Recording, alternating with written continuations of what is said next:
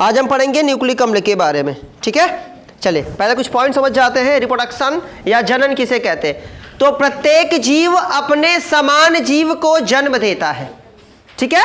प्रत्येक जीव अपने समान जीव को जन्म देता है ताकि वो अपनी पीढ़ी की निरंतरता को बनाए रखे। कहने का मतलब है जैसे कुत्ता है तो वो कुत्ते को जन्म देगा, शेर है तो शेर को जन्म देगा। अब यहाँ मत चले जाना दूसरे वाले में कि कुत्ता कहाँ बच्चा देता है, कुत्ती देती है ना। तो वो जाति की बात हम कर रहे हैं, हम जेंडर की बात नहीं कर रहे हैं, ठीक है।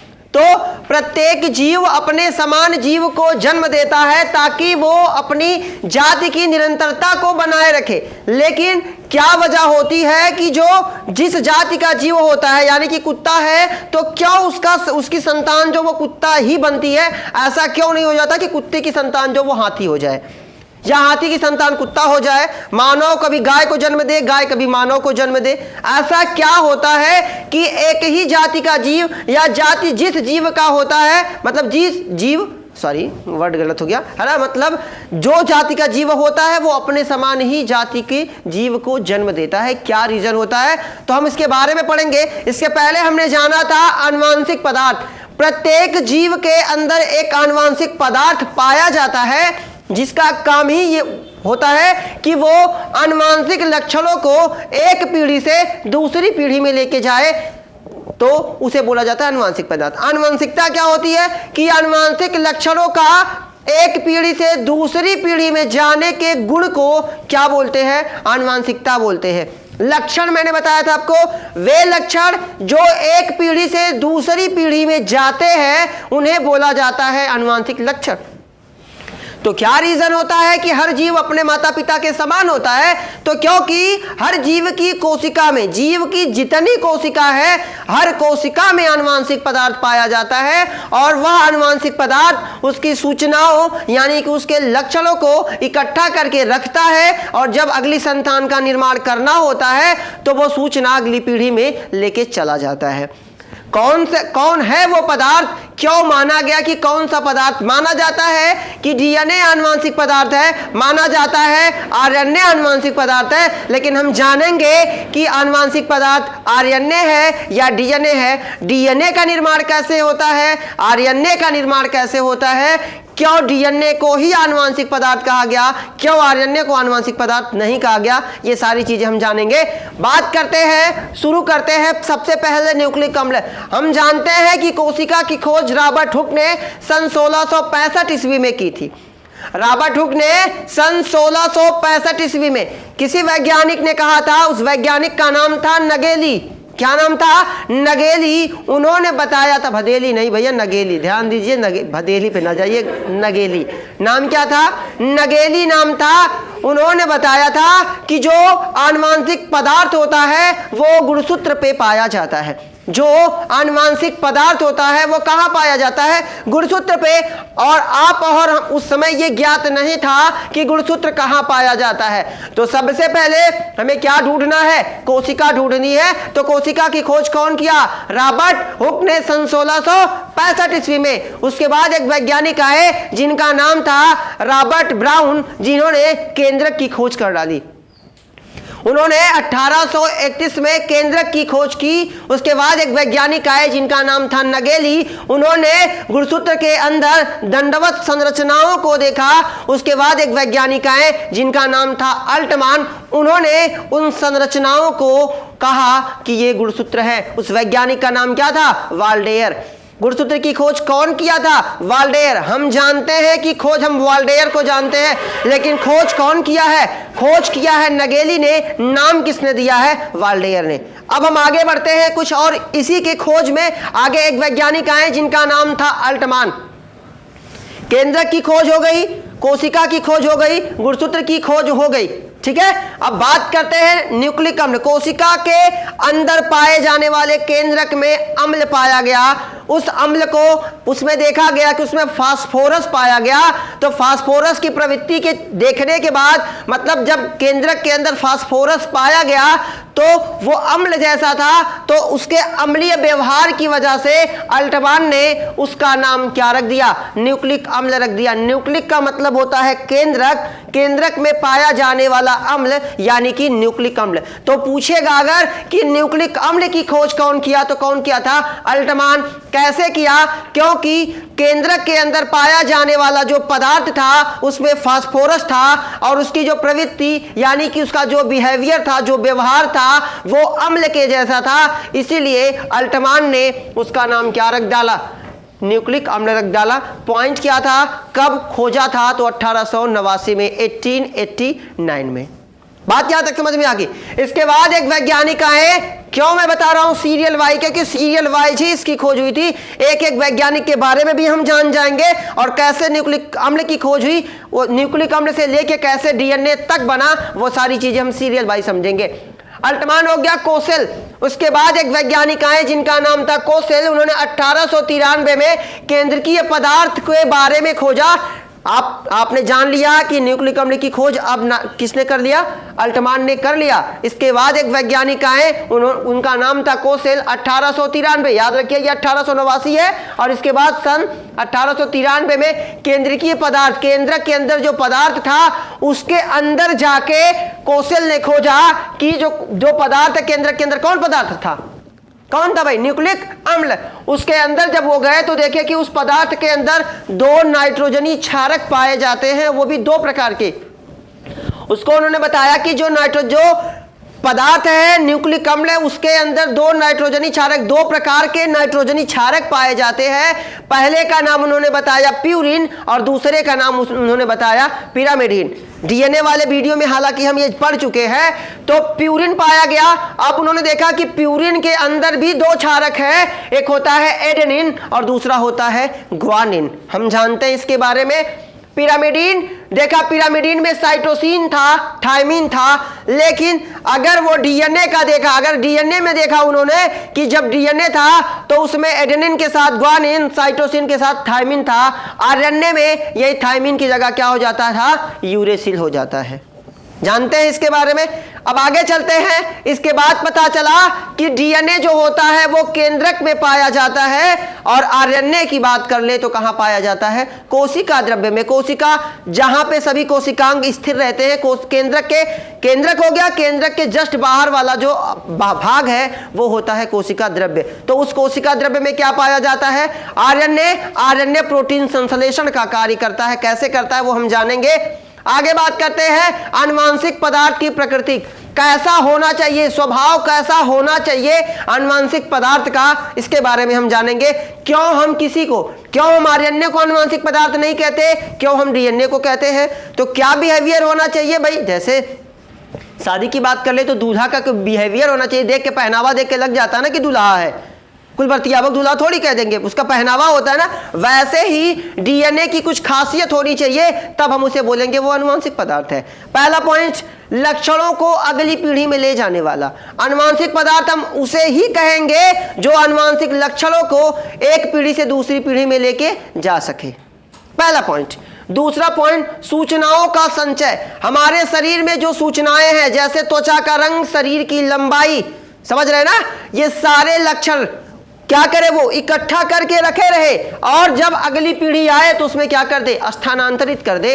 ये क्या है? उसके प्रकृति के, उसका स्वभाव है। आनुवांशिक पदार्थ ऐसा ही होना चाहिए जो क्या करे? आनुवांशिक सूचनाओं को इकट्ठा करे और अगली पीढ़ी में ले जाके पहुंचा दे। पहली चीज तो पहले इकट्ठा करे, मतलब संचय कर ले। जैसे आपके जितने भी लक्षण हैं वो आपकी संतान में अगर लेके जाने तो सबसे पहले आप लक्षण को इकट्ठा तो करेंगे। गांव में अगर कोई काम वगैरह होता तो पहले चंदा जुटाते, पहले काम करवा लेते फिर चंदा जुटाते। तो पहले जुटाते हैं, पहले इकट्ठा करते हैं सूचनाओं को, फिर उसे अगली पीढ़ी में क्या कर देते हैं? स्थानांतरित कर देते हैं। ये व्यवहार है किसका? आनुवांशिक पदार्थ का। और दूसरा है वो लक्षणों को अगली पीढ़ी में ले जाने वाला होना चाहिए। ऐसा नहीं कि आनुवांशिक लक्षण को इकट्ठा तो कर लिया, अगली पीढ़ी में नहीं लेके गया। कुछ होते हैं ना, चंदा जुटा लेते हैं फिर चल गए भंडारा में पैसा लेके, अगली बार दोबारा नहीं मौका उनको मिलता। धर्म के नाम पे जो लूट करेगा बेटा, समझिए। आगे बात करते हैं विशेषताएं। क्या विशेषताएं होती है आनुवांशिक पदार्थ की? पहला, सभी जीवित कोशिकाओं में उपस्थित। पृथ्वी पर जितनी भी जीवित कोशिकाएं हैं, हर जीव की बात कर रहे हैं, कुत्ते की बात कर रहे हैं तो कुत्ते के शरीर में जितनी कोशिका है उसकी हर कोशिका में उसका आनुवांशिक लक्षण है। और आनुवंशिक लक्षण का मतलब उसके हर कोशिका में आनुवंशिक पदार्थ पाया जाएगा। कहने का मतलब क्या है, सभी जीवित कोशिकाओं में उपस्थित आनुवंशिक पदार्थ जो होगा वो शरीर, कोई भी जीव है जो जीवित है उसके हर कोशिका में आनुवंशिक पदार्थ पाया जाएगा। मैंने बताया था हमारे शरीर में करोड़ों कोशिकाएं हैं, अरबों कोशिकाएं हैं। जितनी कोशिका है हर कोशिका में न्यूक्लियस, हर कोशिका में केंद्रक और हर केंद्रक के अंदर आनुवंशिक पदार्थ पाया जाता है। ठीक है। दूसरा पॉइंट सूचनाएं कूट के रूप में, कोड, पासवर्ड लगा के रखते हैं कि नहीं मोबाइल में? क्यों रखते हैं? जितने चोरकटवा है उन इनके मोबाइल में पासवर्ड है। कुछ लोग मजबूरी में लगाते हैं, खिचड़ुआ ना पड़ जाए, है ना। हम मेरे चक्कर में पड़ रहे हो, ठीक है, वेरी गुड, मुझको पहले देखा करो। ठीक है। सूचनाएं कूट के रूप में, जो सूचनाएं होती है उन्हें कोड के रूप में रखा जाता है, AUG, UAG, है ना, सबका अलग अलग। ये कोड में क्यों रखा जाता है? ताकि इनकी सूचनाओं को केवल अगली संतान में भेजा जाए, वो भी कोड के रूप में। आप मूवी वगैरह देखते हैं, वो बोला जाता है अल्फा चार्ली उधर से बोलता है ना, अल्फा चार्ली, वो क्या है? उनका कोड वर्ड है। कबूतर उड़ गई, तुम पकड़ लो उसको, है ना। हो सकता है कबूतर किसको कहा गया हो? आतंकवादी को कहा गया हो, है ना। तो ये क्या है? ये कोड वर्ड होते हैं पकड़ने के। क्योंकि अगर जानते हैं जब कम्युनिकेशन सिस्टम होता है, वाईफाई से आप बात करते हो तो बीच में आपकी आवाज़ को कोई दूसरा रिसीवर कैच कर सकता है और उसका मतलब कहेंगे कि आतंकवादी जा रहा है, उसको पकड़ लो। तो जब तक आतंकवादी कह देंगे तो आतंकवादी हो सकता है उसके पास रिसीवर हो, पहले में तैयार हो जाएगा, घूम जाएगा, तुम दौड़ो जंगले में। समझ रहे हैं ना। तो ये कोड वर्ड होते हैं। वो बोल देता है कबूतर उड़ गई, है ना, कबूतर जा रही है पहाड़ के ऊपर से। अब पहाड़ हो सकता है पेड़ को कहा गया हो, है ना। ये कोड वर्ड होते हैं, हर चीज के कोड वर्ड होते हैं, इसीलिए ताकि पकड़ा ना जा सके। तो जब आप बात करेंगे तो आपको लगेगा यार कोई बात कर रहा है, कबूतर उबत्तर के बारे में बात कर रहा है, उसको क्या मालूम कि उसी के बारे में बात हो रही है। तो ये कोड वर्ड होते हैं। जब कोई जो सेना वगैरह जब कभी मिशन पे जाती है तो सबसे पहले वो उसका रिहर्सल करती है, कोड वर्ड बनाती है और सबको वो कोड वर्ड याद करवाती है कि ये बेटा जब ये कोड बोला जाएगा तो ये काम करना है।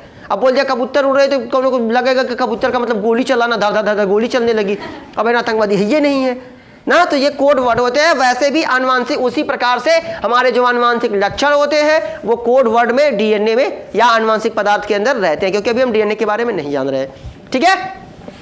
भौतिक व रासायनिक रूप से स्थिर, इसमें ना तो रासायनिक और भौतिक रूप से कोई परिवर्तन, मतलब ये स्थिर होता है जब तक इसे लैब में ले जाके परिवर्तित ना किया जाए। मतलब आंधी आए तूफान आए कोई मतलब नहीं, तुम दारू पियो, गांजा पियो, कुछ भी पियो, इसमें कोई परिवर्तन नहीं होगा। ऐसा नहीं कि लड़का गजेड़ी पैदा हो गया बचपन से वो अपना गांजा लेके आ रहा है, ऐसा कुछ नहीं। वो उसके बिहेवियर पे डिपेंड करता है, ठीक है, स्वभाव पे। तो उसमें ना तो भौतिक रूप से कोई परिवर्तन हो सकता है ना तो रासायनिक रूप से। जो आनुवंशिक पदार्थ होगा वो क्या होगा? वो भौतिक, मतलब उसको कूट काट के, ऐसा नहीं कि तुम्हारे यहाँ पीठ पे मार दिया जाए तो तुम्हारा डीएनए गड़बड़ा जाएगा, तुम्हारा लड़का कुबड़ा पैदा होगा, ऐसा कुछ नहीं होने वाला। मार तुम खा रहे हो, तुम्हारा डीएनए मार नहीं खा रहा है, ठीक है। रासायनिक रूप से आपको गांजा वाजा पिला दिया जाए, दारू पिला दिया जाए तो आपका लड़का गजेड़ी दारू, ऐसा कुछ नहीं होता कि वो उसमें कोई परिवर्तन हो जाए, ठीक है। उसमें परिवर्तन नहीं होगा। वो कब होगा? जब लड़के के सामने दो ढक्कन तुम मारोगे, दो ढक्कन लड़का मारेगा। शराब पीना गलत बात नहीं है, हालांकि भाई नशा तो वैसे ऑलरेडी ही गलत है, लेकिन कभी लड़के के सामने शराब मत पीजिए। लड़के के सामने अगर आप शराब पिएंगे तो वो पूछेगा पापा क्या है, तो आप मना नहीं कर सकते, क्योंकि आप अगर वो अच्छा, अगर आप कहेंगे बाबू ये खराब चीज़, तो कहेगा आप क्यों पी रहे हैं, मतलब अच्छा है आप पी रहे, पापा पी रहे तो अच्छा है। आपके सामने तो नहीं पिएगा, लेकिन चोरी चोरी कब वो रखे रहेंगे तो खींच लेगा थोड़ा सा, हाँ बहुत गजब झंझना देता है, मज़ा आ रही है, तो अगले दिन फिर मारेगा।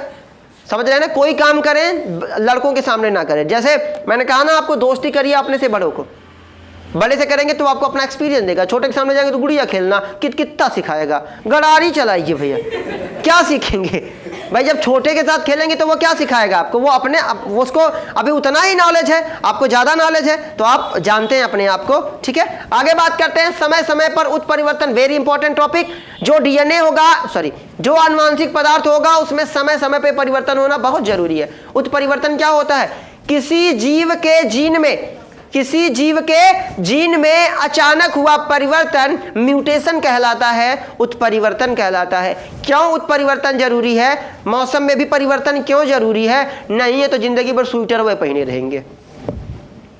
समझ रहे हैं। जम्मू कश्मीर में बड़का बिचारा झगोला पहनते, उनके अंदर वहाँ आग लगा के रखे रहते हैं, अंदर वहाँ यहाँ स्वेटरवा के अंदर वहाँ यहाँ ऐसा कपड़ा रहता है, इसमें आग रहती है, अपन काम चल रहा है, जम जाएगा ब्लडवा। समझ रहे हैं कि नहीं समझ रहे हैं? तो वो पहनावा है। वैसे ही समय समय पे परिवर्तन होना चाहिए। परिवर्तन नहीं होगा तो कभी भी नई जाति का विकास नहीं होगा।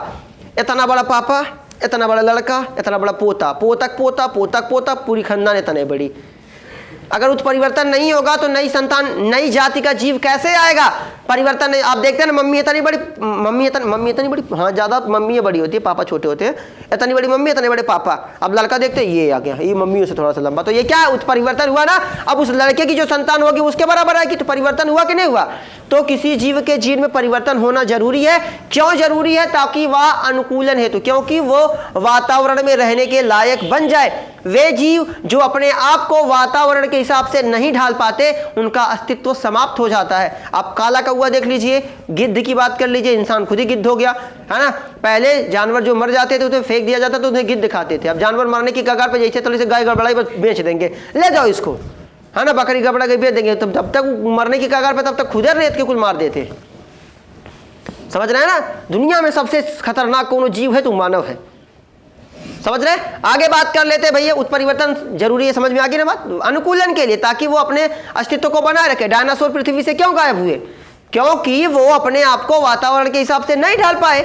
माना जाता था 6000 करोड़ वर्ष पहले वो थे, माना जाता है कि भाई वो शुष्क थे, मतलब उनको ज़्यादा टेम्परेचर की जरूरत नहीं थी। और जैसे जैसे ओजोन परत फटेगी वैसे वैसे हम संपर्क में आएंगे, उतना ज़्यादा टेम्परेचर बढ़ेगा। जब टेम्परेचर बढ़ेगा तो धीरे धीरे वो गायब हो जाएंगे, क्योंकि वो थोड़ी AC लगा के बैठेंगे। समझ गया ना? आनुवांशिक पदार्थ की जैव रासायनिक प्रकृति, जैव रासायनिक केमिकल रिएक्शन क्या होने चाहिए? उसके जैविक तत्व रसायनों का बना होता है। जो जैविक तत्व होगा, जो आनुवांशिक पदार्थ होगा, वो किसका बना होगा? जैविक तत्व रसायनों का। मतलब जैसे फास्फोरस से बना होगा, नाइट्रोजन से बना होगा, एडेनिन, ग्वानिन, कई तत्वों से मिलकर वो बना होना चाहिए। दूसरा पॉइंट, या हजारों जीन्स का, कई जीन्स मिलकर, मैंने आपको बताया था गुणसूत्र को काटेंगे, खींचेंगे, क्या मिला? DNA। ज्यादा खींच दिया, क्या मिला? जीन्स, है ना। जीन्स को इकट्ठा, कई सारे जीन्स को इकट्ठा किया, क्या बना? DNA को इकट्ठा किया, क्या बना? गुणसूत्र। तो कई सारे जीन्स मिलके किसको बनाते हैं? आनुवांशिक पदार्थ को बनाते हैं। प्रतिकरण की क्षमता, अपनी फोटोकॉपी बनाने की क्षमता होनी चाहिए, किसमें? आनुवांशिक पदार्थ में। जैसे हम बने हैं तो हम मम्मी पापा का फोटोकॉपी है ना, है कि ओरिजिनल है? हम ओरिजिनल है ना? ना, हम फोटोकॉपी हैं। और हमारे लड़के होंगे वो हमारे फोटोकॉपी हैं, उसके बाद उनका लड़का वो हमारा ना वो नन्नन का फोटोकॉपी है कि नहीं? एक एक पीढ़ी फोटोकॉपी होती चली जाती है, क्योंकि DNA में अपने जैसे जीव बनाने की क्या होती है? क्षमता, जिसे प्रतिकरण बोला जाता है ना। तुम लोग मेरे करेक्टर पे शक कर रहे हो, ठीक है? तो प्रतिकरण की क्षमता, उसमें क्या होना चाहिए? प्रतिकरण की क्षमता, अपने जैसे जीव बनाने की, अपने जैसा जीन बनाने की, अपने जैसा जीव बनाने की क्षमता उसमें होनी चाहिए। अब बात करते हैं, पृथ्वी पर पाए जाने वाले अधिकांश जीवों में आनुवांशिक पदार्थ का कार्य कौन करता है? DNA करता है। मतलब आनुवांशिक सूचनाओं को एक पीढ़ी से दूसरी पीढ़ी में ले जाने का काम अधिकांश, अधिक से ज्यादा, मतलब मान लेते हैं अगर 100 जीव है तो उसमें 70 जीव में आनुवांशिक पदार्थ कौन है? DNA। केवल कुछ वायरस को छोड़ दिया जाए, कुछ वायरस की बात करें तो कुछ वायरस ऐसे होते हैं जिसमें आनुवांशिक पदार्थ का कार्य कौन करता है? RNA। मैंने आपको ये बताया था कौन कौन से वायरस हैं। जैसे HIV की बात कर ले, है ना, तंबाकू मोजैक वायरस, TMV, HIV और इन्फ्लुएंजा, पोलियो, ये ऐसे वायरस हैं जिनमें आनुवांशिक पदार्थ का कार्य कौन करता है? RNA करता है। आप जानते हैं कि वायरस में कोई कोशिका नहीं होती, है ना। वो जिस कोशिका में जाते हैं उसी कोशिका में क्या, जब कोशिका के अंदर इंटर करते हैं उस कोशिका के DNA पे अपना क्या कर लेते हैं? अस्तित्व बना लेते हैं, और वो कोशिका उसके अंडर में हो जाती है और वो क्या करते हैं? उसे बहुत सारा वायरस पैदा कर लेते हैं, ठीक है। अब बात कर लेते हैं कुछ आखिरी पॉइंट। DNA से ही RNA का निर्माण होता है। मैंने आपको बताया था DNA में एडेनिन, ग्वानिन, थाइमिन, साइटोसिन पाया जाता है। अगर वही थाइमिन की जगह पे यूरेसिल हो जाता है तो क्या बन जाता है? RNA बन जाता है। तो DNA से ही RNA का निर्माण होता है, ठीक है। अगला वीडियो हम पढ़ेंगे ग्रिफिथ का प्रयोग, हर्शे वचेज का प्रयोग, ठीक है, एवेरी, मैककार्टी और मैकलाइट का प्रयोग, जो कि बहुत इंपॉर्टेंट है। सबसे इंपॉर्टेंट वीडियो आपके लिए है हर्शे वचेज का प्रयोग, क्योंकि हर एग्जाम में आप देखेंगे, मॉडल पेपर आप उठा के देख लीजिए, पिछले वाले जो आप पेपर है वो देख लीजिए, उसमें हर्शे वचेज का प्रयोग जरूर आया है, ठीक है। मिलते हैं अगले वीडियो में। जय हिंद।